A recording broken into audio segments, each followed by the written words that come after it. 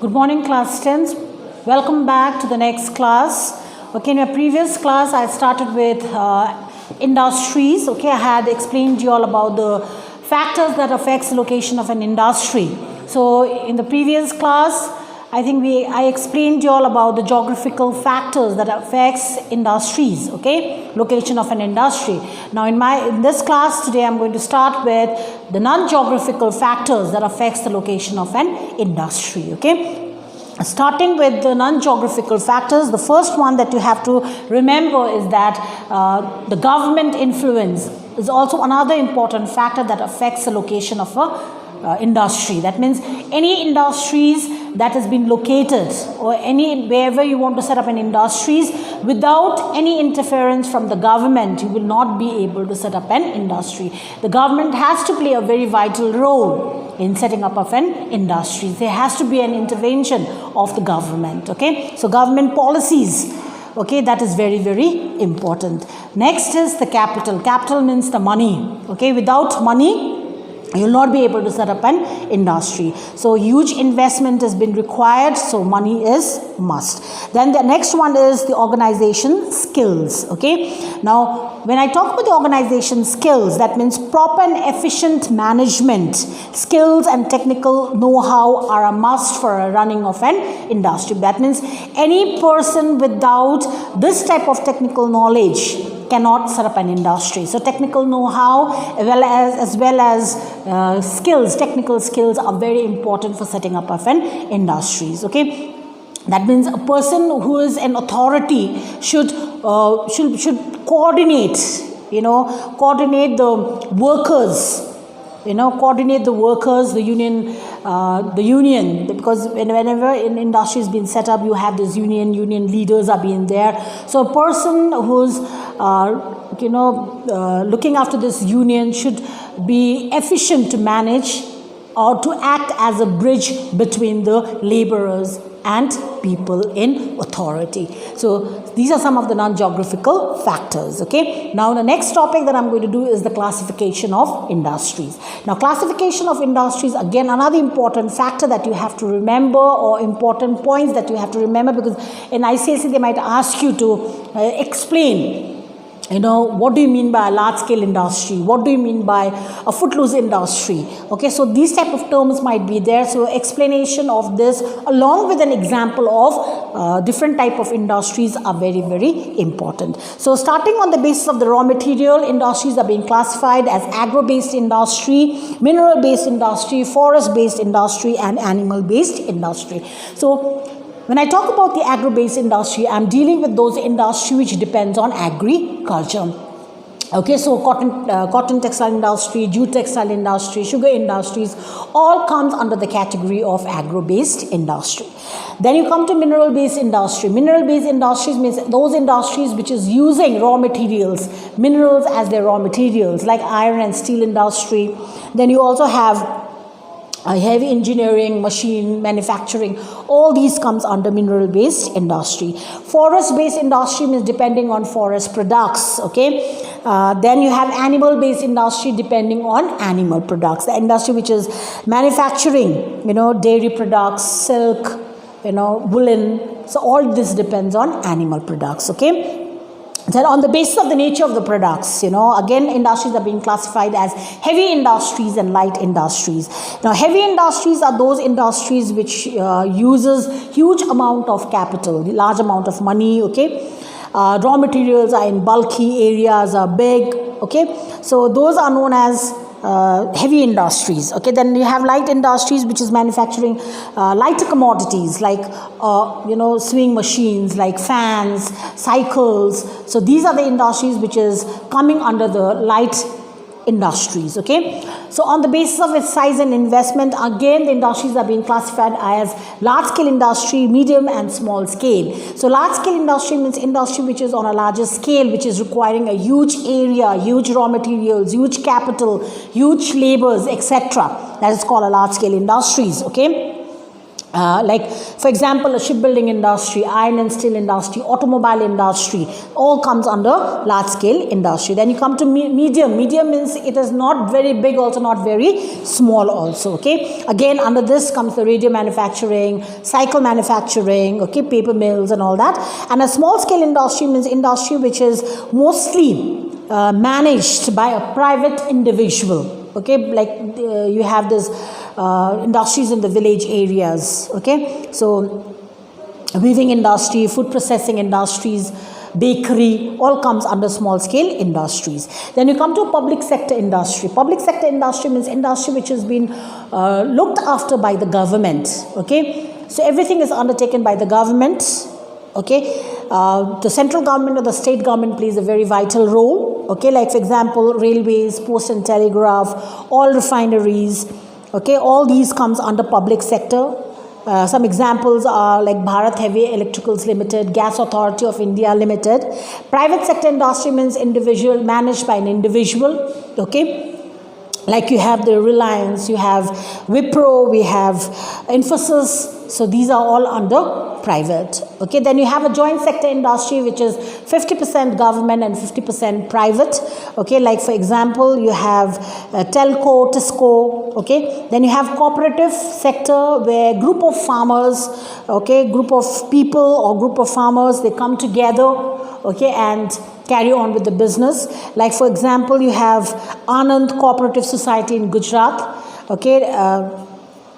Then you have cooperatives for sugarcane manufacturing. The group of sugarcane farmers comes together and then they carry on with the entire work of growing sugar, you know, cultivating it. Everything has been looked after by them, harvesting, processing, everything has been done. So if there is a profit, it has been shared among them. If it's lost, they bear the loss also, okay. Then you come to village industry. Now, industry which is in the village level, okay, where in the small village areas where the family members carry on with their work, okay, that's called the village industry, okay. And like raw materials, skilled laborers have been there. They manufacture handloom goods, pottery making, food processing, making pickles, okay. All these are village industry. Then in cottage industries, it's, okay, again organized by an individual or a group of people or the members of the families, okay. Same carpet weaving, handloom, okay. Then the next one is called a basic industry. Now, this is very important. Basic industry has always been referred to as a key industry because without this basic or a key industry, no other industries can flourish. Like, for example, iron and steel industry comes under the category of a basic or a key industry. That means without this iron and steel industry, no other industries can be set up. Like, for example, you have a cotton textile industry or a jute textile industry, automobile industry, okay. All this industry has to depend they have to depend on iron and steel industry for the machines of various kinds and tools and all that. So that's why it's called a basic or a key industry, okay. And then you have a secondary or the consumer industry, which it's an industry where they produce goods which is directly consumed by the consumers. Like, for example, bakery, flour mills, okay, sugar textiles and all that, okay. Then you have the tertiary industries. Now, these are the industries which is used for public utility like transport, railways, okay. Then you have ancillary industry. Ancillary industry means other industries, like you have aircraft industries, locomotive industries. So that comes under ancillary industries, okay. Then you have another type of industries which has not been mentioned in your textbook, which is called a weight losing industry. A weight losing industry means industry which loses its weight, in the sense when the process of manufacturing is taking place, when the raw material loses its weight, it's called a weight losing industry. Like, for example, if you take 100 tons of sugar cane to the factories, okay, to the mills, and then you carry on with the process of manufacturing sugar. From that 100 tons of sugar cane, you will not get 100 tons of sugar. So when the entire work of processing is taking places, it loses its weight. It's called a weight losing industry, okay. Now, another type of industry is called a footloose industry, Okay, now remember, footloose industries means those industries which do not require all the geographical and the non-geographical factors. Like for example, when I was explaining you all, when I started with this chapter, I told you there are physical and non-physical factors that has been required for a setting up of an industry. That means if you want to set up an industry, first thing that you require is a raw material, then you require capital, you require large area, transport, power, water. So all these are important factors that has been required for a setting up of an industry. Okay, but for a footloose industry, all these factors are not necessary. It can be set up anywhere. Okay, as long as the demand for that commodity is very high. So they depend on the demand, they depend on the market. Okay, that is called a footloose industry. Like for example, a ready-made garment industry or a toy industry. Now, ready-made garment industry or toy industry can be set up only in those areas where the demand for ready-made garments are very high, demand for toys are very, very high. So that is called a footloose industries. Okay, so these are the classification of industries. Now, with this explanation, I'm going to further carry on with two agro-based industry which is in your syllabus. One is cotton and the other one cotton textile industry, and the other one is sugar industry. Now let me start with the sugar industry. Okay, now sugar industry comes under the agro-based industry. Okay, and this is the second largest organized industry that you have after the cotton textiles. Okay, first thing that you have to remember is that once the sugarcane has been grown and it's been taken to the mills to be crushed, you have the products and the byproducts. Products are the, immediate products that comes out. Like for example, when a sugarcane has been taken to the mills, crushed, juice comes out, impurities are being removed and processing takes place. From there, sugar is being manufactured, gur has been manufactured, and a kansari has been manufactured. Okay, so these are called the products of sugarcane. After this has been produced, okay, there are leftovers which is called the byproducts. Okay, and byproducts are the molasses, bagasse, and the press mud. Now, it is very important for you all to know what is molasses, bagasse, and press mud. So, in your textbook, you have molasses has been obtained from the process of sugar manufacturing. Okay, now it is used in alcohol industries for distillation of liquors or rum, for making rum. Okay, it is also used for making synthetic rubbers and certain chemicals. Bagasse is a leftover from the cane, that white, straw-like material that you have. Okay, that is called bagasse. Okay, which is used as a source of power by a sugar industry. It's being burned to produce power. Then it is used for manufacturing cardboards, papers. Okay, and then you have the press mud. Okay, which is used for making wax, carbon paper, and shoe polish. Okay, so these are the products and the byproducts. Now we come to the distribution of sugarcane. Okay, sugarcane industry has been concentrated the highest in the state of Maharashtra and Gujarat. Okay, so Maharashtra is the leading producer of sugar in India, accounts for more than 1/3 of the total production.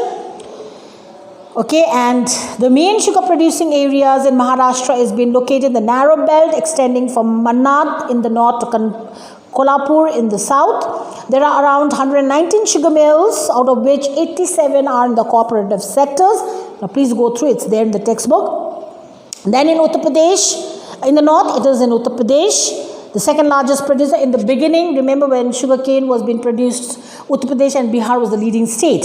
Now today, Uttar Pradesh and Bihar has been taken over by Maharashtra. But one thing that has to remember is that in spite of new technologies, new things that is being used by the farmers in Maharashtra for production of sugarcane, okay, one thing that you have to remember is that the area under the construction of the area under the growing of sugarcane is still high in Uttar Pradesh and Bihar, because these are the two states which is also known as the home of sugarcane. So larger the area, larger will be the production. Okay, but in Maharashtra, the area is smaller. Okay, so the production is less. But if you take hectare-wise production, they are using high-yielding variety seeds and manures, and all these things are being taken into account. So the production is very, very high. But if you take area-wise, the production is still high in Uttar Pradesh and Bihar. Okay, so this has to be remembered. And in Uttar Pradesh, you have the two belts, the Ganga Yamuna Doab and the Tarai belt. Okay, so important producing regions in Uttar Pradesh is Meerut, okay, then Muzaffarnagar, Ghaziabad. Okay, I think that is much more, just remember those states. Okay, and then in peninsular India, beside Maharashtra, Tamil Nadu is another important states. Okay, the high percentage of sugarcane yield has been there. The reason behind is because the sucrose content in the sugarcane that is being growing in Maharashtra and Tamil Nadu are very high. Okay, so you have to remember that much. Then you come to the reasons. Now this is very important. As a crop, also sugarcane it's been shifting from North India to South India. Growing of sugarcane has been shifted from North India to South India as a crop. As an industry also, today you will find more of sugar industries in South India than in the northern regions of our country.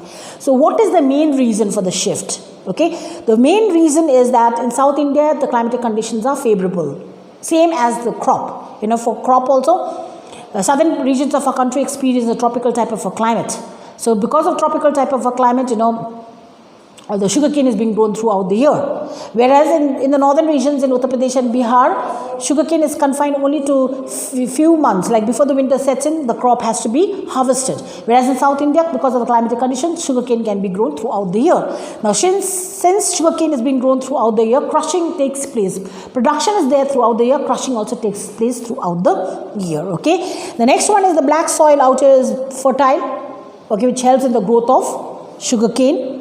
Since sugarcane thrives well in black soil more than in the alluvial soil. Okay, the cane that is being used in southern regions of our country is superior quality. They have a better transport facilities, well connected with roads and railways, and you know, so exports to the markets are easily available. Okay, the sugarcane farms in South India are much more bigger.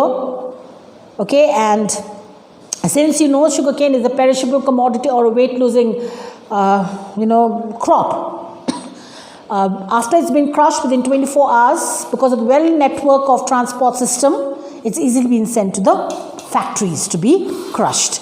And they are also in South India, they are also making use of new machineries. Okay.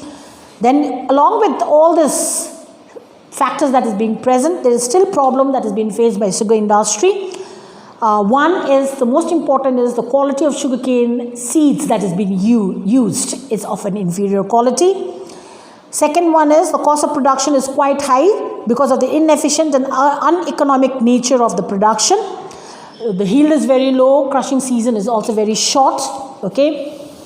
Then you can also say that the byproducts of sugar like molasses and bagasse are not being utilized properly. Old and obsolete machineries are being used, okay, and instead of sugar in the rural areas, they manufacture more of gur and more of khansari, okay. So with this, I finished with the first important industry, that is the sugar industry, okay. In my next class, I'm going to start with the cotton textile industry. Thank you.